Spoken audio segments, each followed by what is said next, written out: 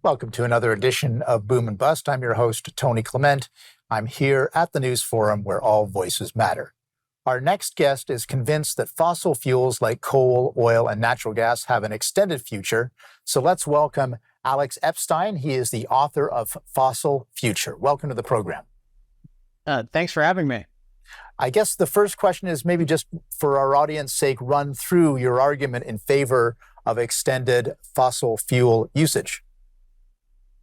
Sure. I mean, the starting point of the argument is that when we're thinking about global issues like climate and energy and that kind of thing, our number one goal should be what I call advancing human flourishing on Earth. So we want the Earth to be the best possible place for human beings to have long lives, healthy lives, opportunity-filled lives. And the reason I stress that is there are actually some people in this discussion who don't really put human beings first, who actually in some ways idolize an Earth that's as human-free as possible. So you often hear of the idea of let's minimize our impact, our footprint is too big, the Earth has too many people.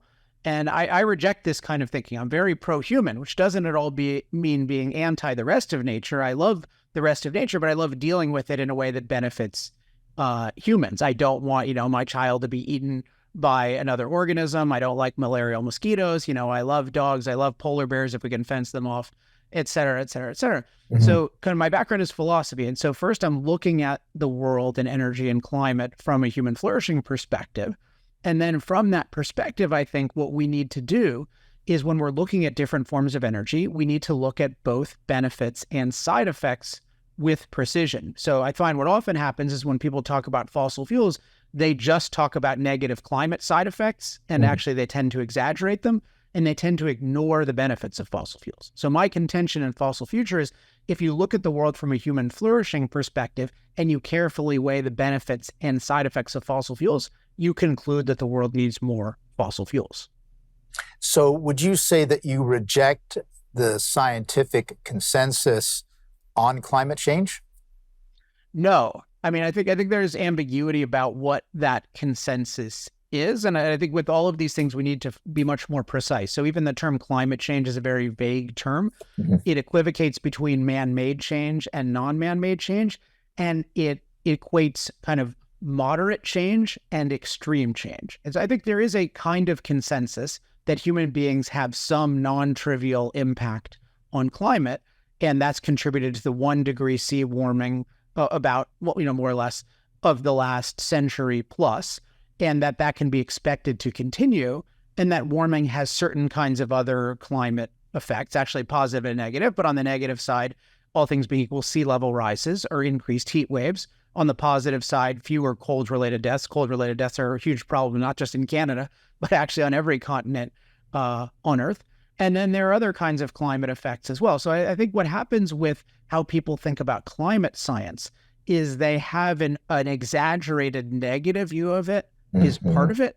And then they also ignore the positives that come with our greenhouse gas emissions, particularly all the energy that we get from fossil fuels that we wouldn't otherwise get. And it's particularly important on the issue of climate because energy is the most important thing in terms of the livability of climate. I mean, Canadians should know this just in terms of dealing with cold. Like so much of Canada would be so hard to live in if you didn't have enormous amounts of energy to keep yourselves warm when it's cold. But you see this around the Earth, like the places that are safest from climate are the places that use the most energy because they can irrigate to alleviate drought, they can build sturdy buildings, they can be resilient. And one finding that I've shared widely now that now at least politicians in America are talking about a lot is that the rate of death from climate-related disasters like storms and floods and extreme temperatures has actually gone down by 98% over the last century. And what this shows is that our ability to use energy, mostly from fossil fuels,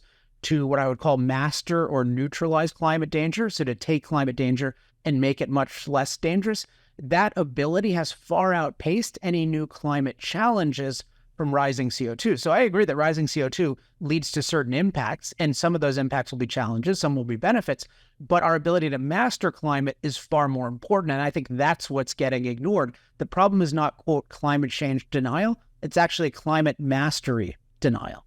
Interesting. And of course, there's a whole industry. Speaking of industries involved in climate change and making the argument. We're going to continue with our guest, Alex Epstein. He's the author of Fossil Future. After these brief messages, we'll be back after those. Please stay with us.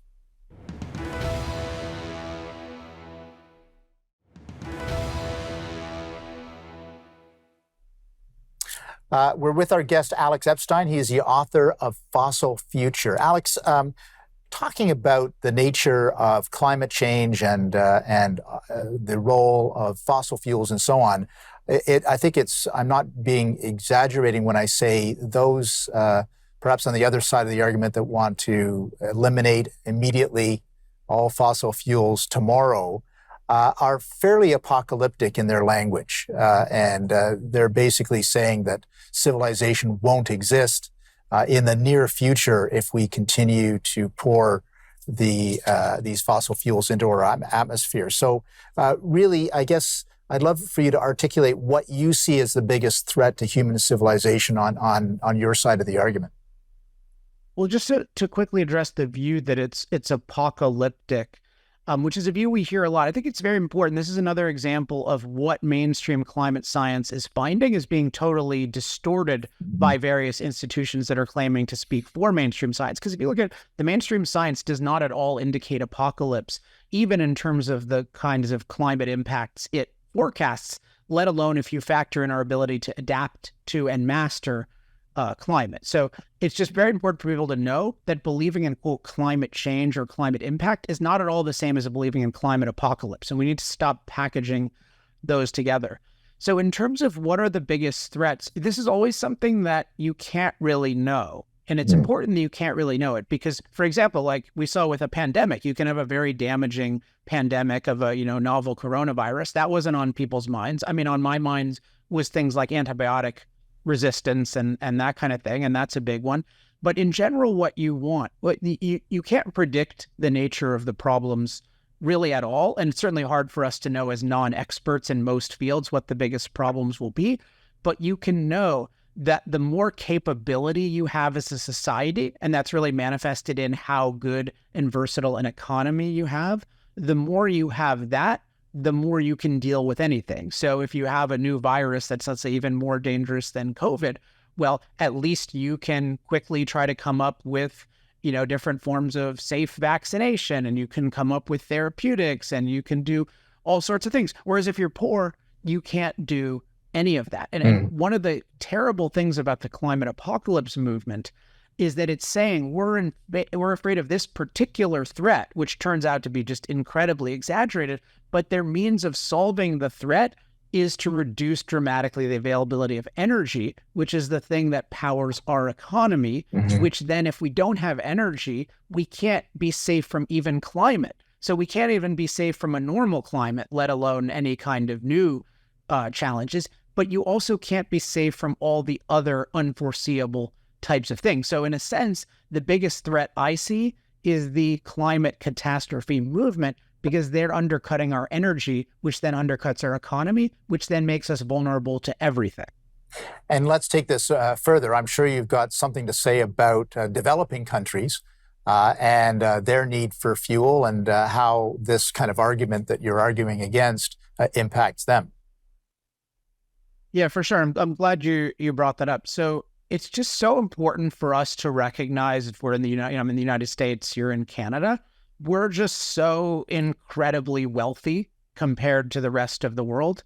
And, just to give you a sense in energy terms, which is very much correlated with wealth because energy powers the machines that allow us to be productive and prosperous versus, poor. So, and endangered by nature all the time. So we have about 3 billion people using less electricity than a typical North American refrigerator does. So you just think about that. That's all the electricity you get. And then we have 6 billion people who use an amount of energy that we would totally consider unacceptable, like that you and I and anyone watching this in North America would consider unacceptable. And they have a standard of living that we would consider unacceptable. So if you recognize the whole world, most of the world is energy poor. And energy is so beneficial to what I call human flourishing, our ability to live long, healthy, opportunity-filled lives, then you have to think of energy as we need way more of it.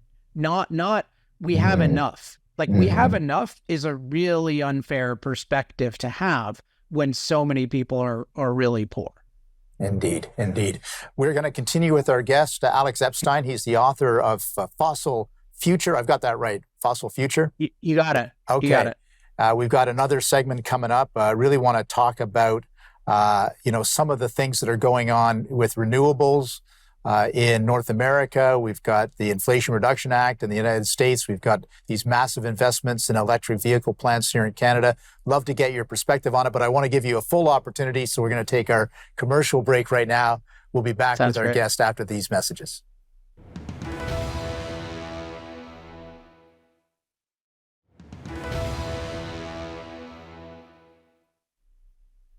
And we're back having a very interesting conversation with Alex Epstein. He's the author of Fossil Future. Alex, as I said just before the break, I'd love to get your perspective on some of the things happening in North America. In Canada, for instance, there's a huge investment going on, billions upon billions of dollars on electric vehicle battery plants and assembly plants, big investments in renewables. We see that with the Inflation Reduction Act of President Biden in the United States. I'd love to get your sort of commentary on those things as well. For sure. So the broader context here is that we want as much energy as possible with the proviso that it needs to be cost effective and scalable. So by cost effective, I mean it's affordable. A typical person can afford to use a lot of it. It's reliable. It's available when needed and the quantity needed. And it's versatile. It can power every type of machine. Most machines we use are actually not electrical. They mostly directly burn fossil fuels to generate heat or mobility. So we need those characteristics: affordable, reliable, versatile. And then we need them to be scalable, because if you can't provide something for hundreds of millions of people or billions of people in thousands of places, you're not making any kind of difference. So what we see is what you're talking about is one of the impediments to cost-effective and scalable energy, because it's subsidizing things that on their own cannot compete. Now, I want to highlight that's the second worst thing. The worst thing is actually, and this is happening hugely in Canada and slightly less in the US, but still hugely in the US, which is restricting things that are cost effective.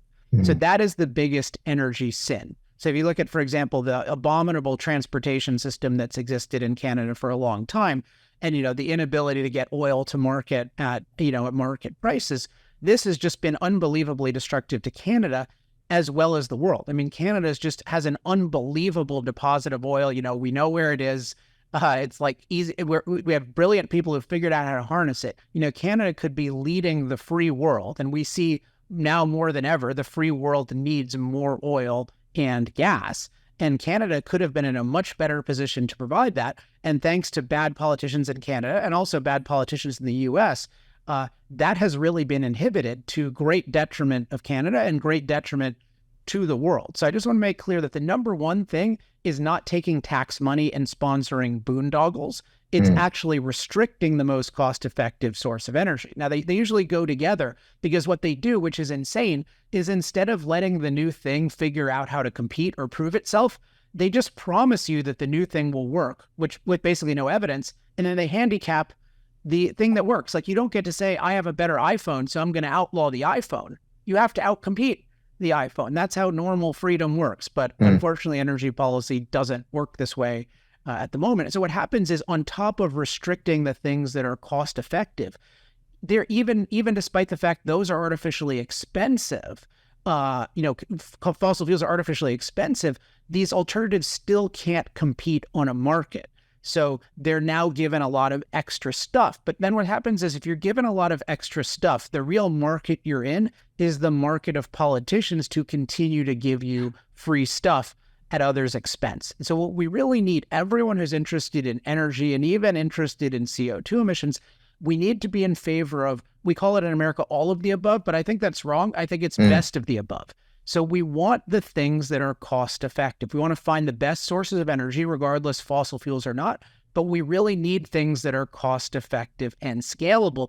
And the way to get there is to remove the impediments. So remove the impediments for fossil fuels, remove the impediments for nuclear, remove the impediments for mining, remove the impediments for geothermal. Like, that's what you want. And by the way, that's the only way you're going to get lowering CO2 emissions in the long term, is if the alternatives are actually cost effective and scalable. China's building, whatever Canada's doing, China's building 300 new coal plants right now, which is more than the entire existing coal capacity of the US, because that's the most cost effective thing to do. If you want to change that, innovate a better alternative, don't punish yourself through restrictions and subsidies. It's amazing you mentioned nuclear just in passing there, but of course that is a clean and renewable fuel in a lot of ways, and yet, again, the environmental movement rejects it. Yeah, so that's, I think, a very revealing thing about the nature of the movement, because you would think it's their dream come true, right? So this is something we've seen can be cost effective, can be scalable like nothing else. Even hydro, which is great, is much more location limited. Nuclear, you could theoretically do anywhere, at least for electricity. It has some promising potential applications to certain forms of mobility, certainly many forms of heat. And yet the number one thing that's suppressed it, and I would argue in the United States has basically criminalized it, is the environmental movement that claims to care about CO2 emissions. And my brief answer to this, I talk about it a lot in chapters 2 and 3 of Fossil Future, is that what they're really against is human impact. I mentioned there's a question of, are you for an Earth with maximum human flourishing or an Earth with minimum human impact? Alex, we're just going to, I'm going to interrupt there. We just have to take another brief break, but hold that thought. We'll get right back to you. So stay tuned.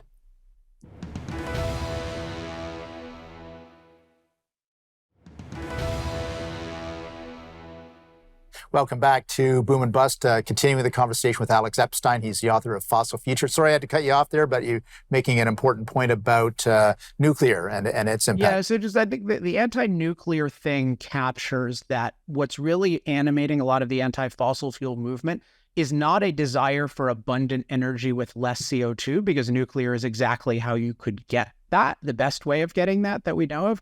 It's really a hostility toward human impact. And you can see this in what you can call radiophobia. So just the phobia of any radiation that we create, even though we create it at extremely safe levels. The phobia about the waste, which is one of the easiest forms of waste to deal with. And you sometimes see people a lot of the environmental people hated the idea of energy that they call in the US too cheap to meter. Like the idea that nuclear would produce abundant energy, they hated, because they thought we will use energy to have a lot of impact on Earth. And they're right. We have a lot of impact on Earth for humans if we use a lot of energy. So I think ultimately the anti-fossil fuel movement is part of an anti-impact movement, which is really an anti-energy movement. It's why I don't make terms with them. I don't think in terms of green energy. I think green is actually a very hostile concept to human life. Why is that? Because it's the idea of minimizing or eliminating human impact. Okay, now, the plausibility of it is that you want to minimize human harming impacts. But if you want to minimize those, say we want to minimize our harmful impacts, but they're against minimizing impact as such, which means a hostility to the species that you want to minimize the impact of, which is humans. So I have to ask you, do you feel that fossil fuels or the arguments that you're producing are losing the battle of the hearts and minds of Gen Zs? Or I'd love to get your thoughts on that. Well, there are a lot of other forces, but I found that the kinds of arguments I'm making are increasing in popularity. Certainly, I work with many dozens of politicians in the United States. You're seeing them use these arguments. Politicians on average have actually not been better on energy than they are now in the United States in my lifetime. I mean, I'm not talking about Biden, but there are a lot of people who are actually standing up for fossil fuels. And I think I've helped to do this by giving people a very pro-science, pro-logic, and pro-human way of thinking about fossil fuels. So not saying, oh, we don't believe in climate change or whatever, so fossil fuels are okay, but saying, no, if you carefully weigh the benefits and side effects of fossil fuels, they're actually really good, just like you would do for any other, like antibiotics. Like, that way of thinking, which is very common sense, has not been common practice, but I find a lot of people like this way of thinking. And then if people check out the website energytalkingpoints.com, which is a website we put together, it's totally free. We've made everything very digestible and accessible for free. So if you look up any issue on energytalkingpoints.com, you'll get a well-referenced perspective on all of this stuff. And I think that's another vehicle that's helping popularize these ideas. So in my view, the bad guys, they're growing in certain ways, but also the culture is realizing they're messing things up, because they promised us a world of green energy abundance. and they're actually creating a world of energy scarcity. And so I think the world is more open than ever to an argument for fossil fuels, but more broadly for abundant energy and what I call energy freedom. That's interesting. And what I've noticed as well is that, as one would expect, nirvana doesn't exist in the sense that you go into these renewables. There are costs relating to critical minerals or, slave labor or the impact of discarded batteries that militate against those as solutions, right? Yeah, I mean, it's with all of these things, you want to carefully look at benefits and side effects. So we don't want to sort of deify any form of energy, nor do we want to demonize it. We want to be objective about, hey, what's the full process involved in every form of energy? And unfortunately, people have this idea, let's only look at the positives of solar and wind and only look at the negatives of fossil fuels. That's an insane way of thinking. And I think people are waking up to that. Doesn't mean that solar and wind are inherently bad, but they do have their main problem is reliability. So they have not solved their reliability problem yet, which is really hard for them to solve. And we need to be real about that, as well as the fact that on the current supply chains, there are a lot of abuses that people have turned a blind eye to. But I think those are fixable. I don't think they're inherently problems. Alex Epstein, you are the author of Fossil Future. Had a very interesting discussion here with you, and certainly wish you well as you continue to be part of this very important debate. So thanks for coming on today. Thank you.